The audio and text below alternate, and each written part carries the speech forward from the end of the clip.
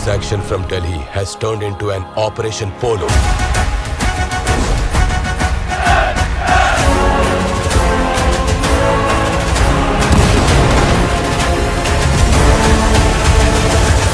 చర్చలు లేవు, సంధి లేదు, యుద్ధం జరగాల్సిందే.